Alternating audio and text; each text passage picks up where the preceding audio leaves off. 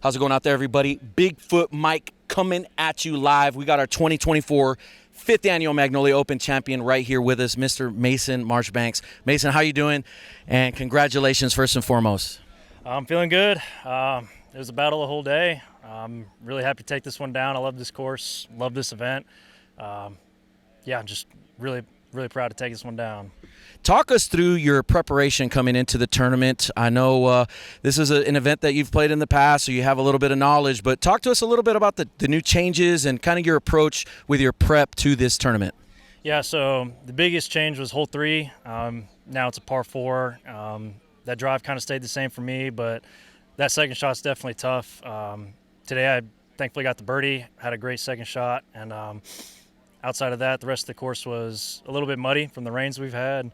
So I've really focused on being smooth off the tee, making sure I hit my gaps, hit my lines the way I want to, and really being centered every time I make a shot.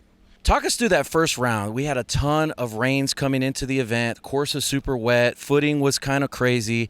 Talk to us about how you approached a lot of those types of shots and just kind of mentally where you were at in that first round, dealing with the wetness and all of that. Yeah, so, again, making sure my feet and my footing was good.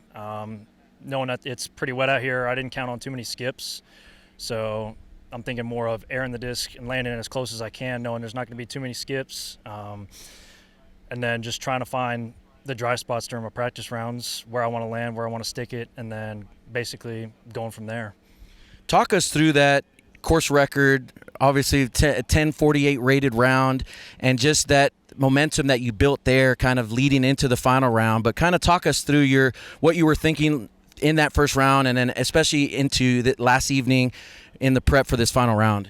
Yeah, so, started off birdie, and then I caught fire, I think, on hole 6. I think I had like 6 or 7 in a row, just feeling good, putting them close, making putts.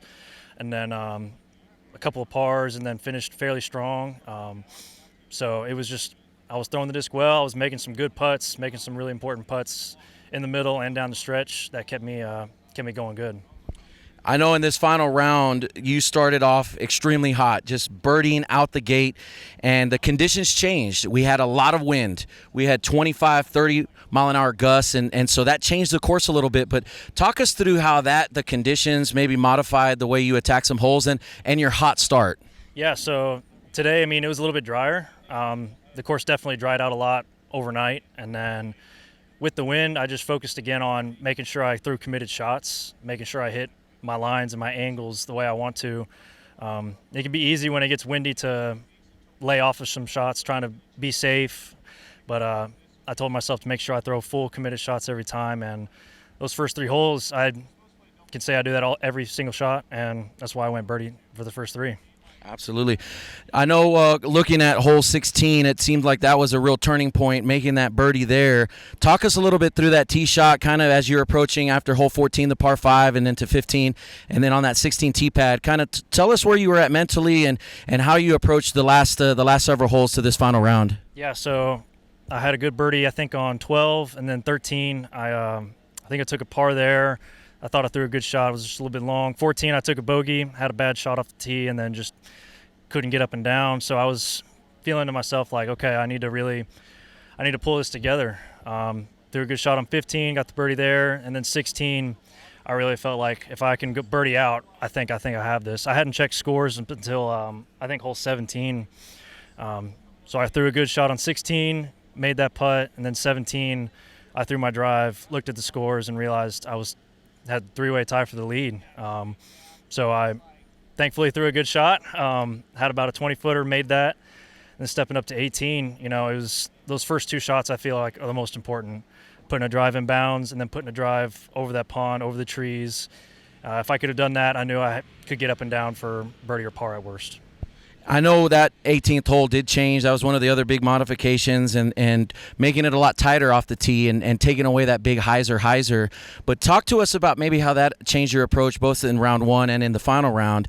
As far as just that, talk to us a little bit about that OB and the changes that you've had to make to attacking that hole. Yeah, so 18, I really like the OB line on both sides of the fairway. I feel like that makes that hole, you got to think about it a little bit more. You got to understand the line and the angle that you want to throw, the stability of the disc.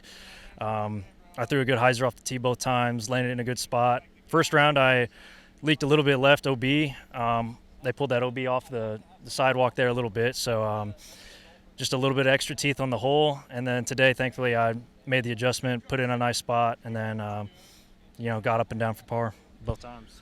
Man, that is awesome, and I think it's a complete tournament from beginning to end. And man, what an awesome tournament for you! Congratulations on being a champion. Any other words you'd like to mention? Maybe your sponsors and any other comments that you'd like to bring about for the event and your play this weekend. Yeah, can't wait till this event is an A tier. It's definitely A tier worthy. Y'all put on a great show, so thank you guys for putting on a great event again. Thank you to Millennium, Big Country Beef Jerky, Tree Love, Dropship Disc Golf, all my sponsors. Thank you to everybody back at home, and just thanks for all the support. Thank you guys. Hey, if those of y'all that are out there, definitely make sure you follow this guy. We're going to get the trophy right here, Trophy Selly right here. We're going to get this custom engraved with your name, 2024 champion right here. And what an awesome weekend. Congratulations, Mason. We would love to have you back defending this next year, hopefully with 10,000 added and an A tier. And we're really appreciative of your hard work. And, man, congratulations. And best of luck the rest of the year. And we're looking forward to seeing you compete again. Appreciate it again. Thank you much. All right. Appreciate everybody out there for tuning in and watching. Make sure you follow this guy on all the socials. We got the Facebooks, the Instagrams, all the plugs down below. Click the link in the description. Make sure you're following, subscribing, do all the stuff. Click all the stuff. Y'all know what to do. Appreciate everybody's support in advance. Y'all, this is an awesome event. Keeps growing and growing. Appreciate everybody. We'll see y'all next year. Bigfoot Mike, Mason Marchbanks. We're out.